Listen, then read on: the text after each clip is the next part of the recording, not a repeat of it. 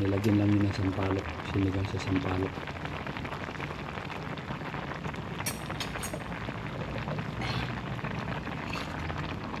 Yan na. Sinama na niya yung hipon at halos maluto na yung isda. Ito naman yung blue crab at halos luto na rin. Hindi pa. Yan ang talagang pampagaw.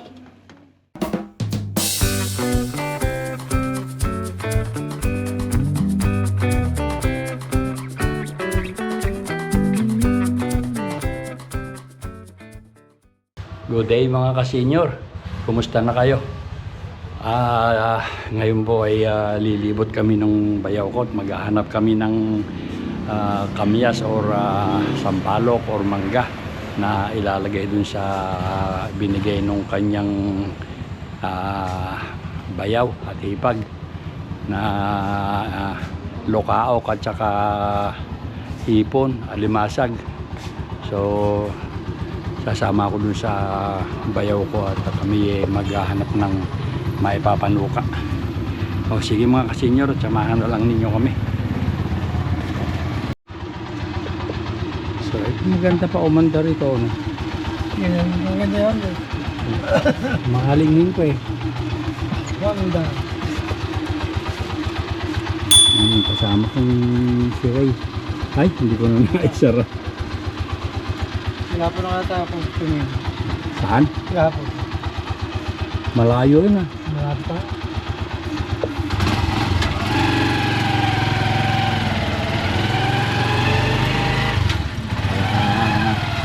Nakita niyo tuloy ang bayan ng San Leonardo.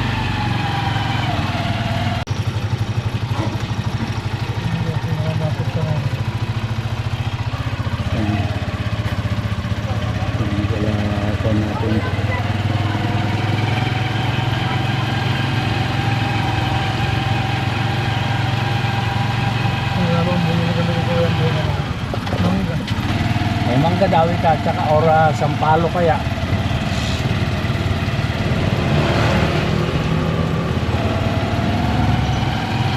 Kung wala, dyan na lang mangga sa kwan. Sa palengke. Parataan na yan. Ito, ito na pala yung bahay ng, yung ba'y dati nilang bahay? Oo, yan. Ayun yung kilakwan. Kila Impel. Ano yun? Oo, dati.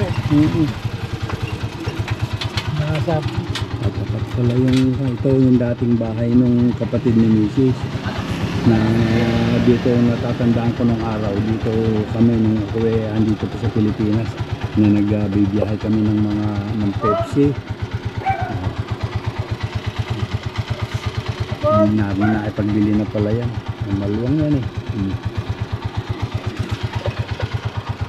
Ito na may bahay ni Hapon. Ayun. Ton! Kanya yung kotse na yan. Sana. Anak ni Hapon? Sa una. Paala si Hapon yan. Tara.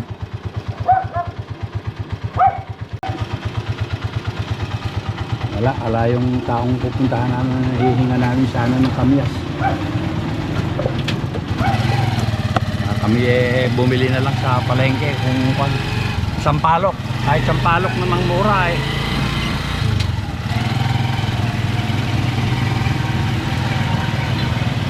Malaki mali. Kanina? Yung malaki mali yan. Pero malang sa buong yan.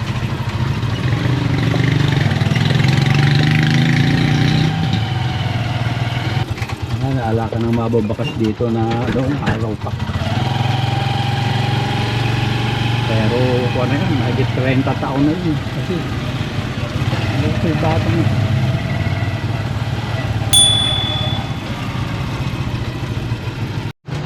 O ayan, ito na kami sa palengke ng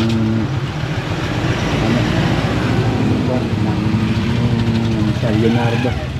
Pero hindi ito talagang palengke, sa labas ng palengke.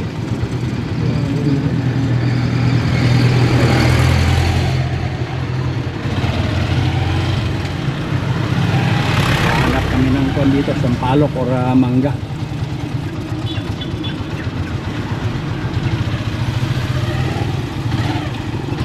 Alimasokin ninyo dyan. May isang palok. Pangasin. Meron daw ba? Ayan ba? Ay, ako. Sumagot. Pangasin.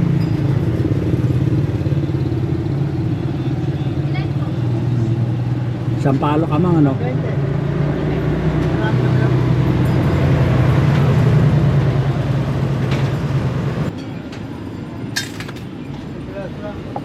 Okay na yan? Para hindi tayo bumalik sigurado. Hindi naman ako kanya, hindi naman nabubulok yan.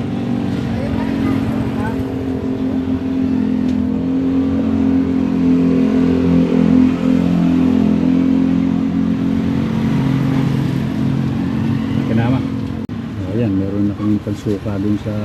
Ano lang bibili ko rin. Ala na, ay may luya naman dun eh.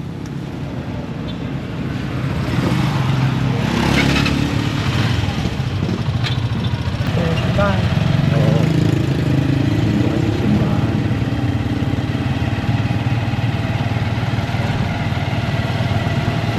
Lakin yan.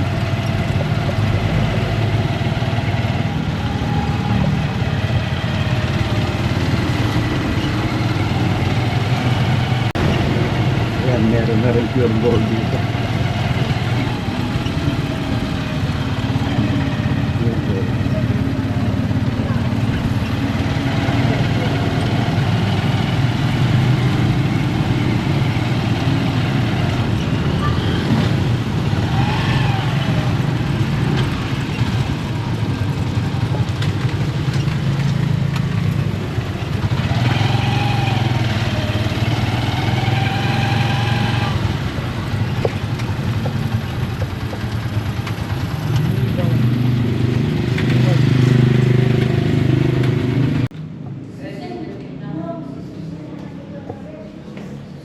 Eh di bumili, ala, ay na may bako, bumili na lang kami ng sampalok. Ganon din yon. Ala, eh, tumatawag siya mga alang sumasagot eh. Hando doon na may kotse.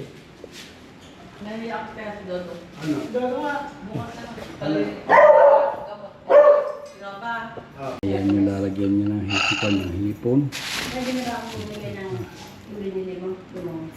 Hindi na kilala ko yung Major. Ala di. Asan yung kwan mo rin? So yan, ito yung lalagyan namin. Ang sarap nito, lukaok. Yan. Tsaka itong hipon. Binigay ito nung kapatid na bunso ni Mureng at saka yung asawa niya, si Noel, yung may-ari nung Umigawa restaurant. Talagang gano'n. Masarap itong hapunan namin. Yung anak ko, ayaw naman sumama ni Will. Kunan na rin na. Kunan na rin natin si Edna. Oo, hindi na eh. Yung sister ni Mrs.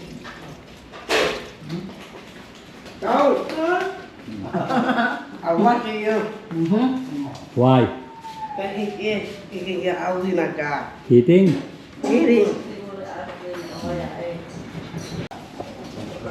Mamaya ko na lang ipapakita yung pagluluto ni Mrs. Yan, naluluto na yung pan. Yung hinalabos na kalahati ng hipon.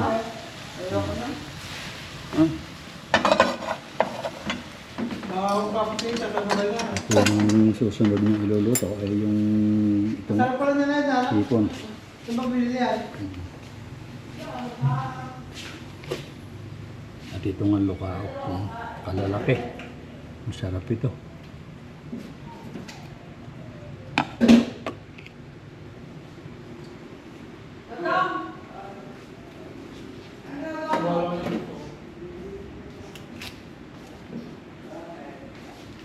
Ayan, at lilinisin na niya tuloy yung blue crab na kasaba doon sa binigay.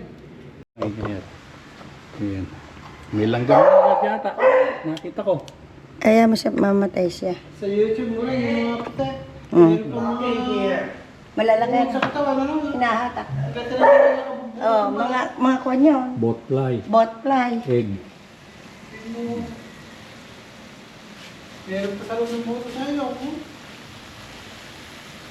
Patutuyuan mo ito eh. Oo.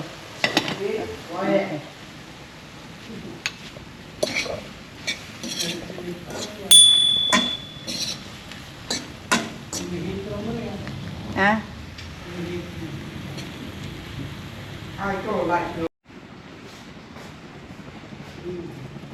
Oh, yan mga kasenyor, iniluluto na ni Mrs. yung lokaok o ayungin na binigay sa amin. Dito niya ilalagay yung binili naming sampalok at saka yung kalahati ng hipon na kasama sa ibinigay. Pag nakuluan na yan na gusto ng ilalagay ko ng hipon. Ito naman yung ano, Ito naman yung blue crab at halos luto na rin. hindi pa. Yan ang talagang pampagaw. Ito naman yung magiging hapunan namin. Suso. Susong kabalyada. Nabili nila misis sa palengke dito. Galing daw ng papaya. Or ano ba yun? General Tino yata yun.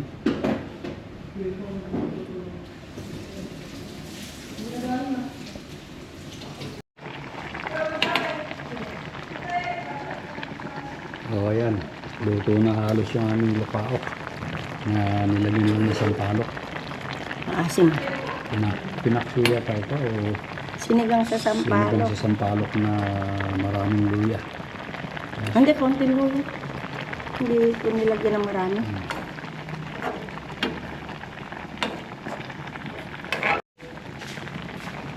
O ayan mga ka-senior ay. At maluluto na yung aming yung ulam na lokaok. O ayungin dagat ito siguro dahil malalaki-laki. Dahil yung ayungin sa o lokaok na sa ilog na uhuli dito sa bayan ng San Leonardo ala na maliliit na masyado. Nilagyan lang yun ng sampalok, sinigang sa sampalok.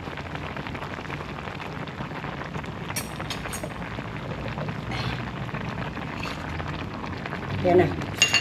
Sinama na niya yung hipon at halos maluto na yung isda.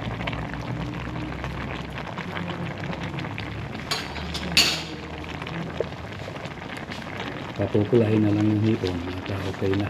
Wala nang gulay na isinama.